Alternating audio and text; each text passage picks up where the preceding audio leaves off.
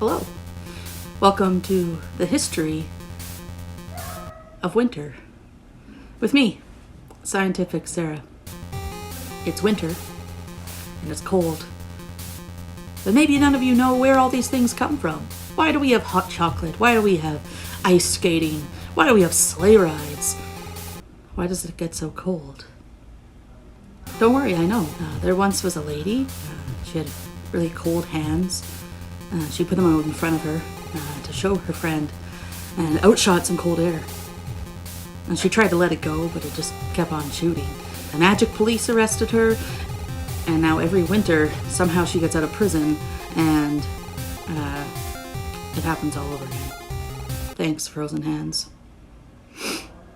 Snow! Oh, that's just giant dandruff. It's kind of gross. So can somebody get him a giant bottle of Head and Shoulders? Throwing a snowball. Well, people just wanted to get rid of all the dandruff, so they gathered it all together into a pile to get rid of it quicker, and then they threw it away. Ice. Well, sometimes water just gets angry and doesn't want to deal with life, and so they just cut hard and don't want to be a liquid anymore, and it's solid. No longer liquid. Ta-da! Ice. Ice skating. Oh, one day a lady was rollerblading. It's a really cool thing. People did in the 90s. And just as she was taking off her rollerblades, a big truck came by and drove them over and squished the wheels into one giant blade. She thought, whoa, what am I supposed to do with these? Suddenly old frozen hands came by, and it got really cold really quickly. The lake was frozen because it gave up and wanted just to be solid. And the lady thought, hey, this is a great idea. I'm going to try my roller skates out on the lake because now they're just blades. And ice skating was invented. Ice fishing. One day a guy named Fred was really hungry and he couldn't find anything to eat. But then he saw a fish swimming underneath the ice. And so he punched a hole in the ice with his fist and he grabbed the fish. But then his arm got frozen and it fell off. So he took his other fist and punched a hole through the ice and took that fish. And then that arm also got frozen and fell off. He had two fish. Ice fishing. Hot chocolate.